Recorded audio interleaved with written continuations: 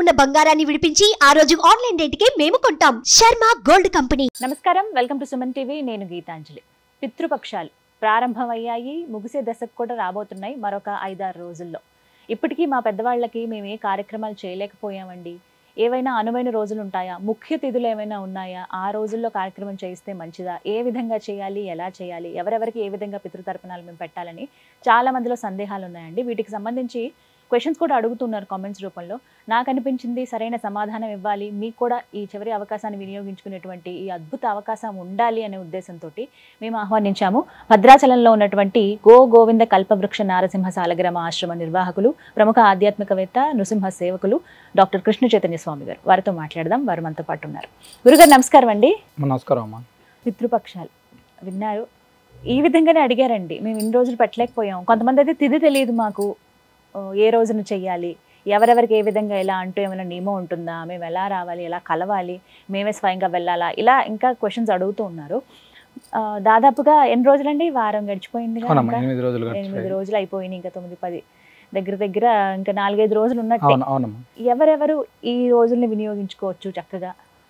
సాధారణంగా సామాజిక మాధ్యమాల ప్రభావం ఈ మహాలయ పక్షాలకు సంబంధించినటువంటిది పూర్తి స్థాయిలో అంటే ప్రజలకు బాగా చేరువ వెళ్ళిపోయి, అంటే సుమన్ టీవీ ద్వారా కావచ్చు, సామాజిక మాధ్యమాల ప్రభావం అనేటువంటిది ప్రతి ఒక్కరం కూడా ఈ మహాలయ పక్షాల్లో పితృదేవతల్ని ఆరాధించాలి అనేటువంటిది. మేము గతంలో ఇప్పుడు వినేటప్పటికీ ఏమవుతుందంటే, మేము ఇన్ని సంవత్సరాలు చేయలేదు స్వామి, ఇప్పుడు చేస్తున్నాం, ఈ సంవత్సరమే ప్రారంభం చేస్తున్నాం, మేము విన్నాం, వీడియోస్ విన్నాం, చేస్తున్నాము అని చెప్పే వాళ్ళ సంఖ్య పెరిగిందమ్మా. అంటే ఆధ్యాత్మికంగా మేము ఇది చెయ్యాలి, ఇది చేయడం ద్వారా మా కుటుంబం వృద్ధి చెందుతుంది, ఉన్నతి వస్తుంది అనేటువంటిది బాగా ప్రజలకు ఒక రకమైనటువంటి అవగాహన అనేటువంటిది ఖచ్చితంగా వస్తుంది. దీనికి నిజంగా కూడా ఈ సోషల్ మీడియా ఖచ్చితంగా వేదికమ్మ. అయితే ఇప్పుడు దాకా అంటే 8 రోజులు పూర్తి అయిపోయాయి ఈ మహాలయ పక్షాల్లో. ఇంకా విశేషమైనటువంటి రోజులు ఒక 3-4 ఉన్నాయి. అందులో 1 ద్వాదశి, 2 త్రయోదశి, 3 చతుర్దశి, 4 అమావాస్య. ఈ త్రయోదశి అనేటువంటిది ఇప్పుడు వచ్చేటువంటి దాంట్లో చాలా విశేషమైనటువంటిది. అంటే గజఛాయం కూడా ఉంది. త్రయోదశి మకా నక్షత్రం కలిసి ఉండడం అనేటువంటిది పితృదేవతలకు సంబంధించినటువంటి నక్షత్రం మకా నక్షత్రం. ఆనాడు ఎవరైనా అంటే మనం ఇంకా తర్పణ శ్రాద్ధ కార్యక్రమాలు చేసుకోవాల్సినటువంటి ప్రతి ఒక్కరికి కూడా ఆనాడు చాలా అద్భుతమైనటువంటి రోజు. అంటే ఎన్ని పితృదోషాలు ఉన్నప్పటికీ కూడా సమూలంగా పరిహారం అయ్యేటువంటి శుభదినం. అదేవిధంగా చతుర్దశి అంటే లాస్ట్ అక్టోబర్ 1వ తారీఖు, అది అద్భుతమైనటువంటి రోజు. 3 అమావాస్య 2వ తారీఖు, అక్టోబర్ 2వ తారీఖు చాలా ఇంకా అద్భుతమైనటువంటిది. అంటే ఇప్పటిదాకా మేము చేయలేకపోయాము అనుకునేటువంటి వాళ్ళకి ఈ 3 రోజులు అనేటువంటిది చాలా ఉపయోగకరంగా ఉంటుందమ్మా. ఈ 3 రోజుల్లో ఎవరెవరికి చేయవచ్చండి? ఫస్ట్ త్రయోదశి వచ్చేసి మనం ప్రతి ఒక్కరం కూడా, అంటే మాకు పితృదోషాలు ఉన్నాయి అనేటువంటి వాళ్ళు ఒకరు, లేదు ఇప్పటిదాకా మేము ప్రారంభం చేయలేదు, పితృదేవతలకు సంబంధించినటువంటి ఆరాధన మేము ఇప్పటిదాకా చేయలేదు, మా కుటుంబంలో పెద్దలు చేయలేదు, మేము చేయలేదు అనుకునేటువంటి వాళ్ళు, లేదా మేము చేస్తున్నప్పటికీ కూడా ఈ యొక్క మకా నక్షత్రం నాడు పితృదేవతల ఆరాధన చేయాలి అనుకునేటువంటి వాళ్ళు ఖచ్చితంగా ఆనాడు చేసుకోవడం అనేటువంటిది చాలా ఉన్నతమైనటువంటి ఫలితం ఉంటుందమ్మా. అది త్రయోదశి సంబంధించినటువంటి. మరుసటి రోజు అక్టోబర్ 1వ తారీఖు చాలా అంటే విశేషస్త్ర హతానాం మహాలయం అని దానికి పేరు. అంటే కరోనా విపత్కర పరిస్థితుల్లో మరణించినటువంటి వాళ్ళకి, లేదా పాము కాటు ద్వారా, లేదా యాక్సిడెంట్ ద్వారా, అనారోగ్యం అంటే శరీరం ఇబ్బంది పడి మరణించినటువంటి ప్రతి ఒక్కరికి కూడా ఆ చతుర్దశి అనేటువంటిది చేయాలేమో. ఆత్మహత్య చేసుకోవడం ద్వారా, వాస్తవంగా ఆత్మహత్య అనేటువంటిది మన దాంట్లో చాలా పెద్ద పాపం. అంటే దాని ద్వారానే ఎక్కువ పితృశాపాలు అనేటువంటివి రావడానికి ఎక్కువ అవకాశాలు అక్కడి నుంచి వస్తాయమ్మా. కాబట్టి ఆనాడు అంటే శరీరం ఇబ్బంది పడి చనిపోయినటువంటి ఎవరైనా సరే, హార్ట్ స్ట్రోక్ లేకపోతే ఇంకొకటి బ్రెయిన్ స్ట్రోక్, చాలా మంది ఇలా వచ్చి చనిపోతాం, క్యాన్సర్ ద్వారా కావచ్చు, ఇలాగా చనిపోయినటువంటి వాళ్ళు ఎవరైనా సరే, అంటే తిథి ఏది ఉన్నప్పటికీ కూడా, అంటే వాళ్ళకి పాడ్యం ఉండొచ్చు, విధి ఉండొచ్చు, అది ఏది ఉన్నప్పటికీ కూడా ఆ చతుర్దశి నాడు వాళ్ళకి సంబంధించినటువంటి ప్రత్యేకంగా తర్పణం, శ్రాద్ధం, అవకాశం ఉన్నటువంటి శక్తి ఉన్నటువంటి వారు నారాయణ హోమం అలా చేసుకోగలిగితే మాత్రం చాలా మంచి ఫలితం ఖచ్చితంగా ఉంటుందమ్మా. అది ఆ రోజున చేయవచ్చు. ఇంకా అన్నిటికంటే అద్భుతమైనటువంటిది మహాలయ అమావాస్య. మహాలయం అంటే దానికే పెద్ద గొప్ప పేరు మహాలయం. ఫస్ట్ ఆ అమావాస్య నాడు అంటే పితృదేవతలకు సంబంధించినటువంటి ఆరాధన మేము అసలు సంవత్సర కాలంలో చేయలేదు, లేదు ఈ 15 రోజుల్లో మేము చేయలేదు, కనీసం ఆనాడు అయినా మనం ఖచ్చితంగా మన పితృదేవతలకు సంబంధించినటువంటి తర్పణ శ్రాద్ధ కార్యక్రమాలు చేసుకోవడం అనేటువంటిది చాలా విశేషమైనటువంటి ఫలితం ఉంటుంది. అంటే అమావాస్య సాధారణంగానే తర్పణం శ్రాద్ధం చేస్తే మంచి ఫలితం.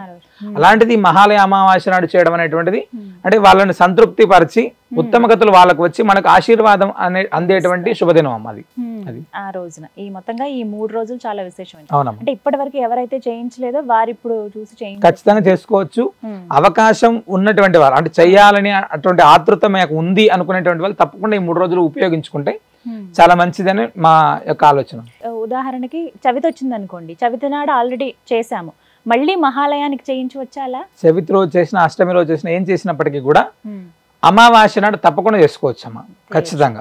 లేదు శరీరం ఇబ్బంది పడి చనిపోయినటువంటి వాళ్ళు చతుర్దశి రోజు చేసుకోవచ్చు. పితృదేవతలను విశేషంగా ఆరాధించుకోవాలి అనుకున్నటువంటి వాళ్ళు ఆ త్రయోదశి మకా నక్షత్రం రోజు చేసుకోవచ్చు.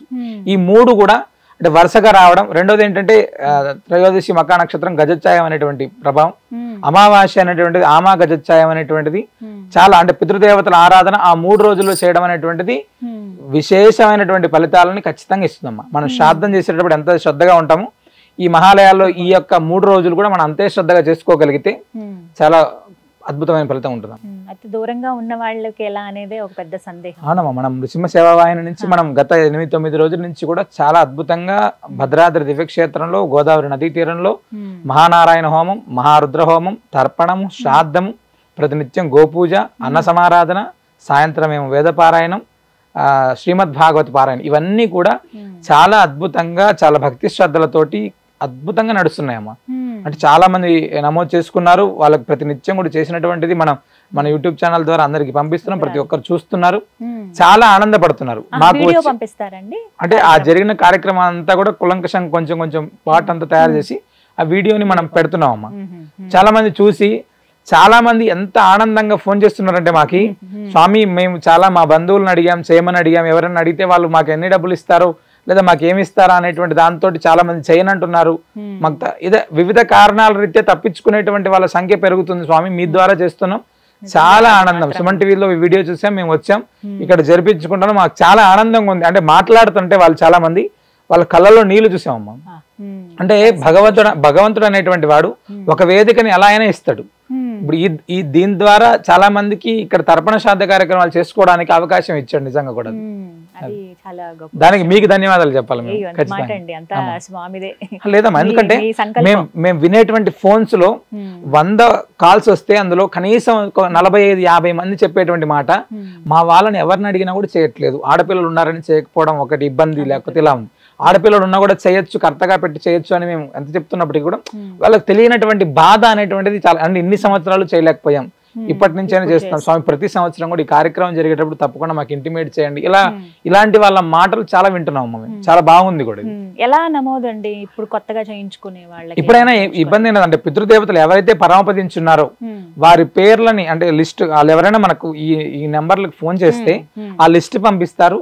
ఆ లిస్ట్ లో ఎవరైతే గతించి ఉన్నారో వాళ్ళ పేర్లు రాసి మనకు పంపిస్తే ఆ 3 రోజులు కూడా ఖచ్చితంగా కార్యక్రమం జరుగుతుంది. హోమం జరుగుతుంది, తర్పణ శ్రాద్ధ కార్యక్రమాలు జరుగుతాయి, అన్న సమారాధన అన్ని కూడా జరుగుతాయి అమ్మా. అయితే ఎవరెవరైతే దూరంగా ఉన్నారు, ఒక్క మాట అండి, ఇప్పుడు దూరంగా ఉన్న వాళ్ళు ఇలా ఫోన్ చేసి పేర్లు ఇచ్చి చేయించుకుంటున్నారు కదా, ఆ రోజున అక్కడ వాళ్ళు పాటించాల్సిన నియమాలు అంటే ఏమైనా ఉంటాయి? సాధారణంగా మహాలయ అమావాస్య రోజే చేస్తున్నాం మనం అనుకోండి. సాధారణంగా అమావాస్య చేసేటప్పుడు ఎవరైనా ఆ ఇంట్లో కొడుకు ఈ మహాలయం చేస్తున్నాడు, మహాలయం చేస్తుంటే ఇల్లు శుద్ధి ఫస్ట్, ముందు రోజు రాత్రి నుంచి ఉపవాసం, ఏదైనా టిఫిన్ తీసుకొని ఉండడం, మరుసటి రోజు ఉదయం వారి నిత్య నైమిత్తికంగా ఉండేటువంటి కార్యక్రమాలు ఏదైతే ఉంటాయో అవి చేసుకున్న తర్వాత ఈ తర్పణము, శ్రాద్ధం అంటే విశేషమైనటువంటి పదార్థాలు ఏదైనా వండేటువంటి ఓపిక ఉండేటువంటి వాళ్ళు, లేదా మనం ఏదైనా అన్నం కానీ, పాయసం కానీ, వడలు కానీ, గారెలు చేసి అక్కడ పితృదేవతలకు నివేదన చేసి తర్పణ శ్రాద్ధ కార్యక్రమాలు వాళ్ళు చేసుకోలేదు కాబట్టి మనం చేస్తున్నాం కాబట్టి కనీసం వాళ్ళు పాటించాల్సినటువంటి నియమాలమ్మా అవి ఖచ్చితంగా. ఇవి అక్కడ ఉన్న ఎంత దూరంలో ఉన్నా ఎక్కడ ఉన్నప్పటికీ కూడా మనం ఇది సాధారణంగా చేసుకున్నటువంటి ప్రక్రియ. చాలా మంది పద్ధతిగా ఇంట్లోనే పెద్దలందరూ మహాలయ అమావాస్య అనేటువంటిది సాధారణంగా ప్రతి ఇంట్లో చేస్తారు ఖచ్చితంగా. వాళ్ళకు ఇష్టమైనటువంటి పదార్థాలు వండటము లేదా సాంబ్రాణి వేయడం అనేటువంటిది కొన్ని పద్ధతుల్లో ఉంటాయి. కొంతమంది గోమాతల దగ్గరికి వెళ్ళి వాళ్ళు చేసినటువంటి పదార్థాలని తీసుకెళ్లి పెట్టి అక్కడ నమస్కారం చేసుకునేటువంటి వాళ్ళు ఇలా ఉంటారు డిఫరెంట్ గా. సో ఈ విధంగా పేర్లు అయితే నమోదు చేయించుకోవాలి. సమయం అయితే ఇంకా ఉంది కాబట్టి ఇంకా త్వరపడితే మంచిది. అవునమ్మా, చక్కగా వివరించారండి. నమస్కారం. నమస్కారం. విన్నారు కదా, గోవింద కల్పవృక్ష నారసింహ సాలగ్రామ ఆశ్రమం భద్రాచలం అండి. చాలా మందికి తెలిసే ఉంటుంది.